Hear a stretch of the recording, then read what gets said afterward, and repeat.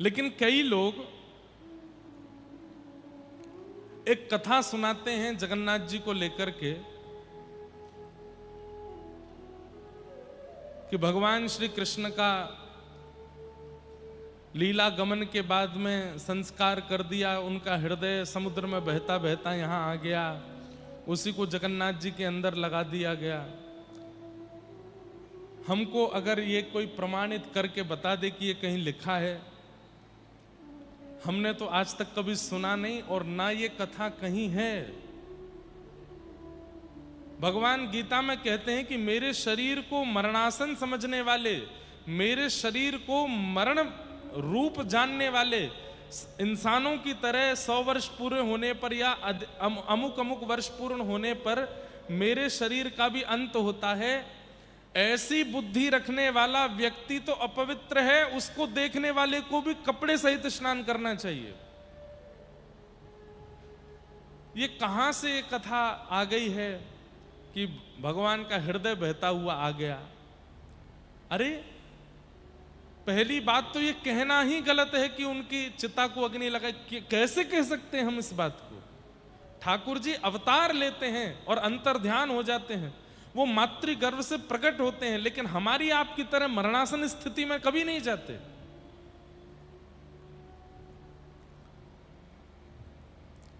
श्री जगन्नाथ महाप्रभु के, श्री बलभद्र जी के, सुभद्रा जी के पावन दारू ब्रह्म के विग्रह में जीवित शालिग्राम जी विराजमान है। और रही बात हृदय की, तो केवल जगन्नाथ जी के भीतर ही हृदय थोड़ी है, जितने भी ठाकुर भारतवर्ष में विराजमान सबके अंदर हृदय। बिहारी जी में भी हृदय है, राधा रमण जी में भी हृदय है, राधा वल्लभ जी में भी हृदय है, हमारे गिरिराज जी तो साक्षात हृदय ही हैं। पर इस बात को इस तरीके से नहीं कहना चाहिए कि वो हृदय ऐसे निकल करके बहता हुआ आया, ना, ये उचित नहीं है। और इसको कई लोग प्रमाणित करने लगे हैं, कई फिल्म जगत के लोग, कई और भी लोग इसको, इसके ऊपर खूब बनाने लगे हैं पिक्चर वगैरह भी। नहीं, ये उचित नहीं है। भगवान कौन है? जो जन्म मृत्यु आदि आदि मानवों की जितनी भी क्रियाएं हैं उनसे जो बिल्कुल इतर हैं, वही परमात्मा है। जन्माद्यस्य तोन्वयादितरतः चार्थे स्वविज्ञ स्वराट। वो अविज्ञ हैं, अनविज्ञ नहीं है, सब जानते हैं, उन्हें सब पता है।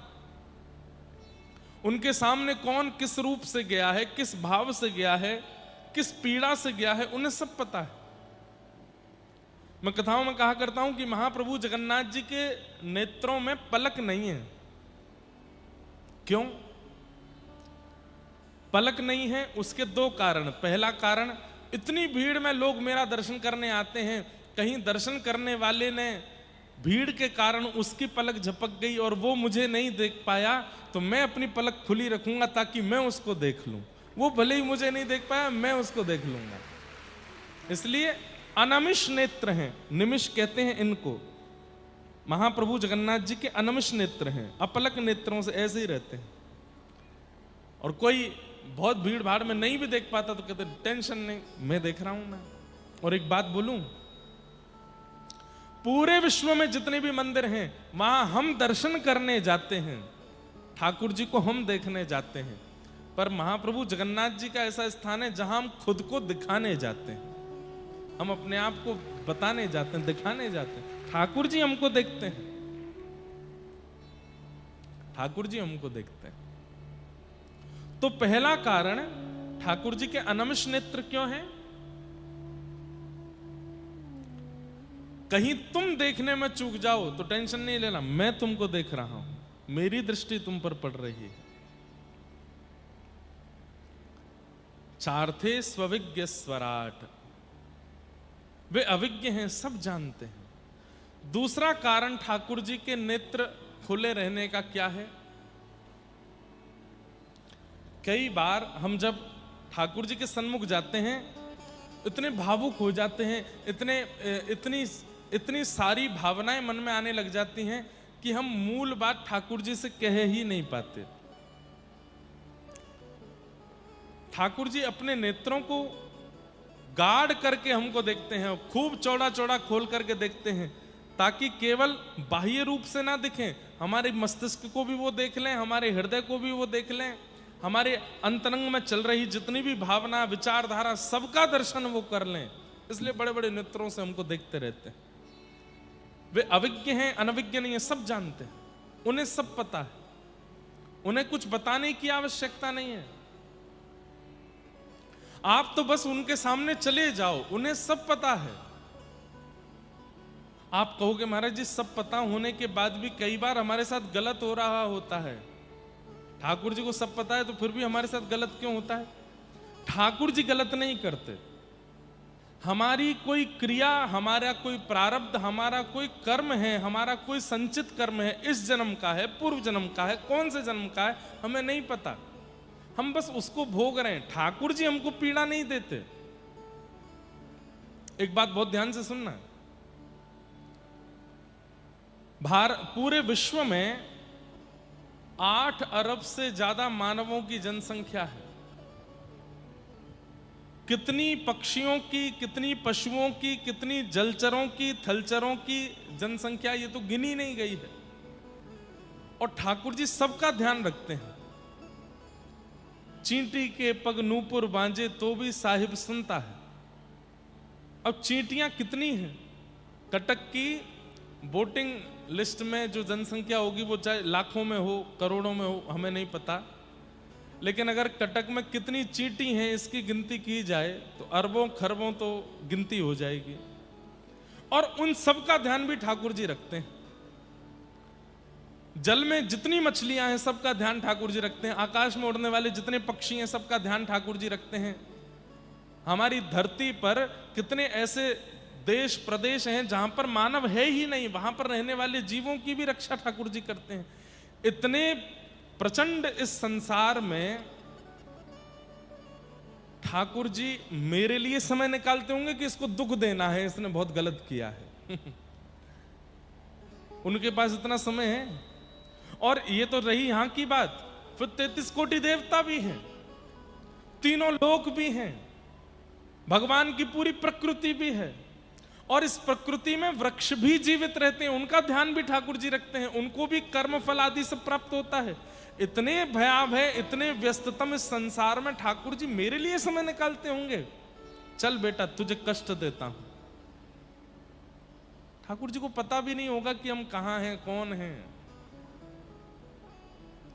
और अब इससे भी बड़ी एक बात और कह दूं,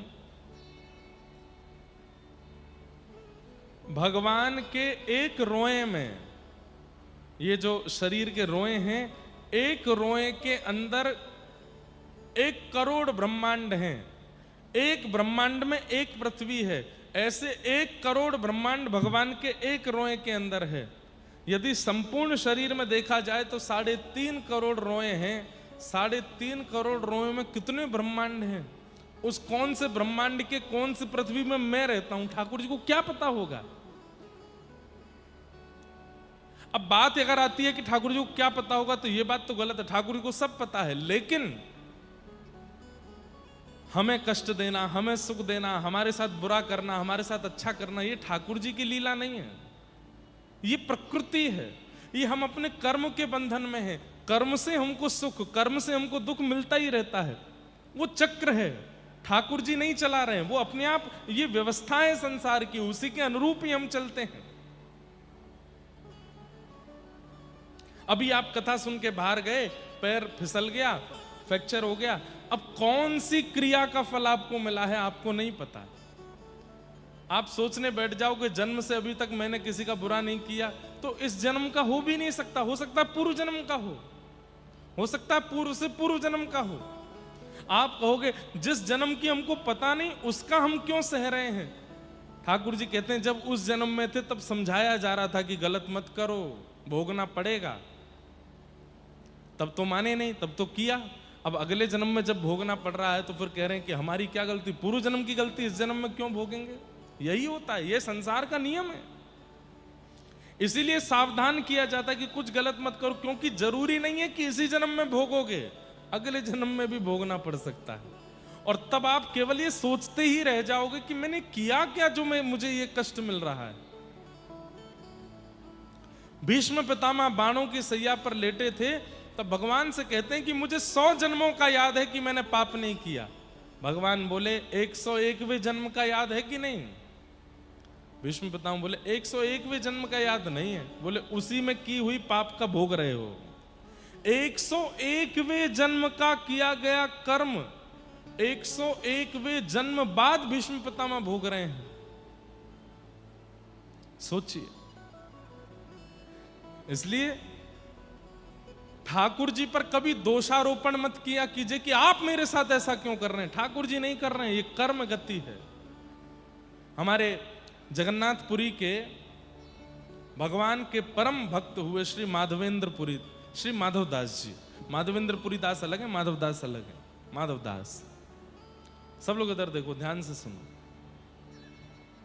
बड़ी प्रसिद्ध कथा है कि माधवदास जी को अतिसार का रोग हो गया, एक पेट का रोग हो गया, जिस रोग में वे बिस्तर पर ही मलमूत्र आदि का परित्याग कर देते थे,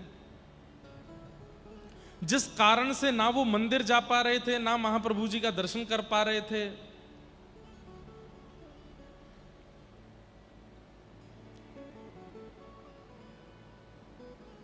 बस पड़े पड़े पीड़ा में रो रहे हैं।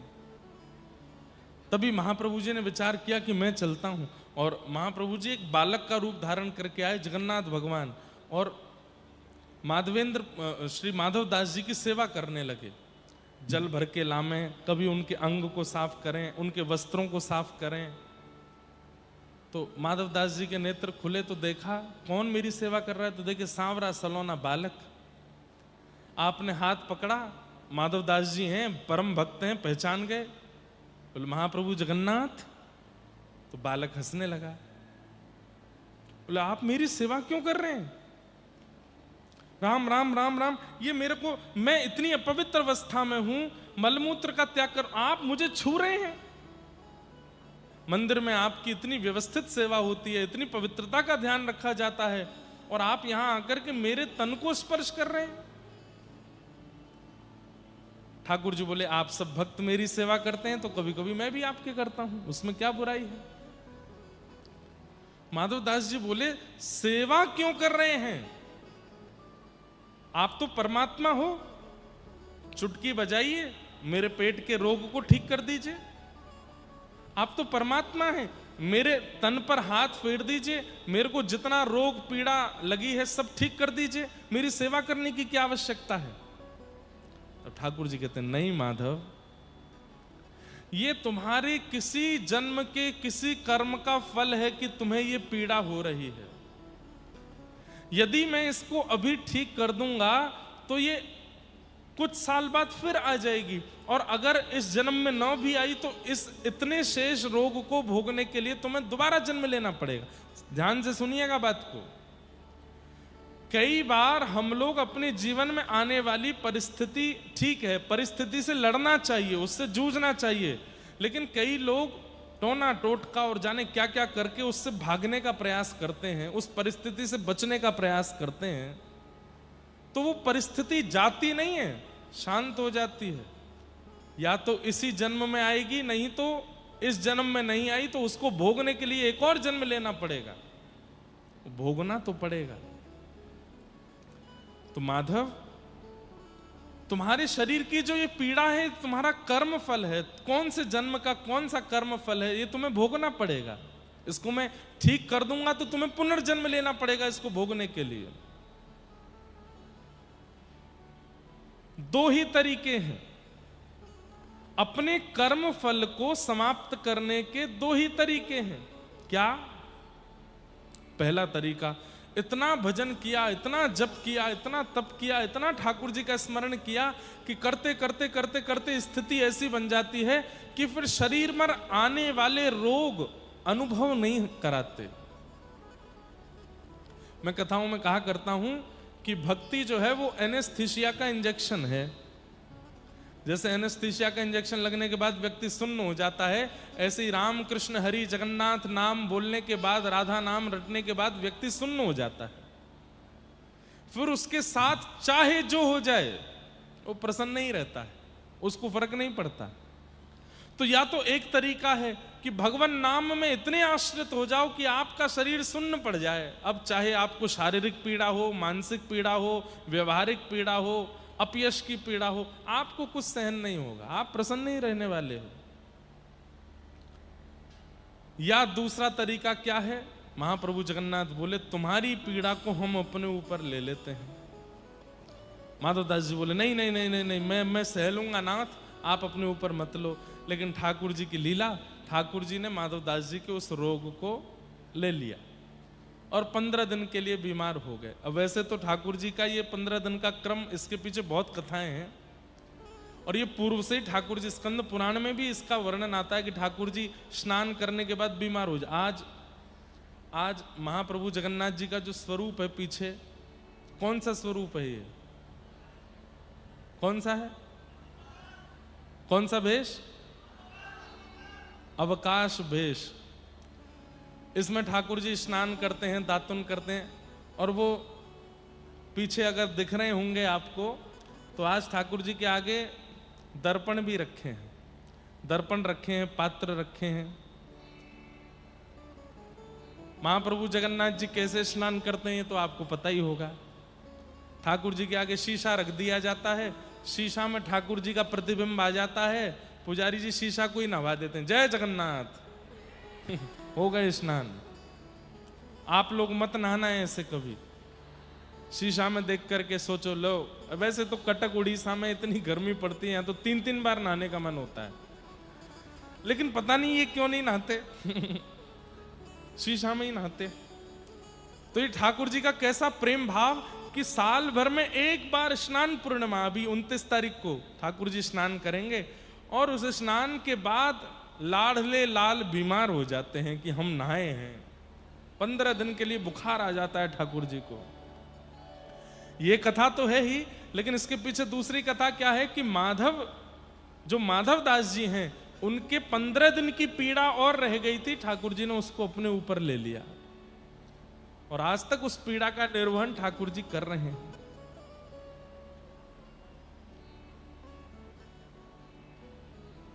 वो सब जानते हैं आपके लिए क्या उचित है, क्या अनुचित है। इसलिए जीवन की परिस्थिति के लिए कभी ठाकुर जी पर आक्षेप मत करो। मुझे यहां से नीचे उतरते समय गिरना है तो शायद गिरने में ही मेरी भलाई है। मेरे जीवन में किसी व्यक्ति का आना, किसी का बिछुड़ जाना, कुछ संपत्ति मिलना, कुछ न मिलना, इन सब में मेरी भलाई है, ऐसा मान करके जीने लग जाइए। आज रोटी मिल गई तो अच्छा, नहीं मिली तो भी अच्छा, ठाकुर जी की कृपा है, कोई बात नहीं, इसमें अच्छा ही होगा, कोई भलाई है। सुदामा जी का चरित्र सबने सुना है। श्री सुदामा जी महाराज के यहाँ पर 15-15 दिन तक भोजन नहीं बनता था।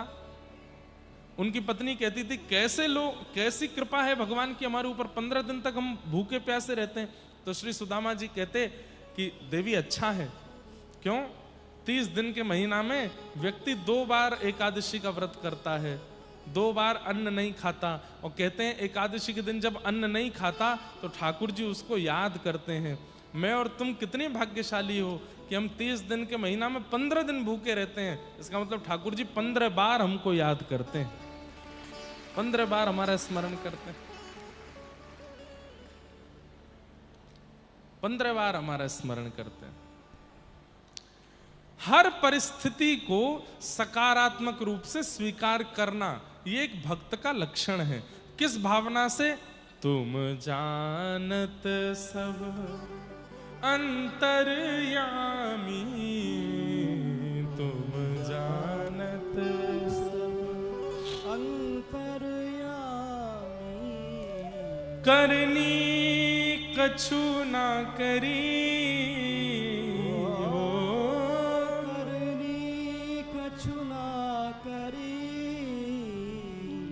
मोरी राखो लाज हरी, मोरी राखो लाज हरी। आप सब जानते हो नाथ, मैं क्या बताऊं आपको।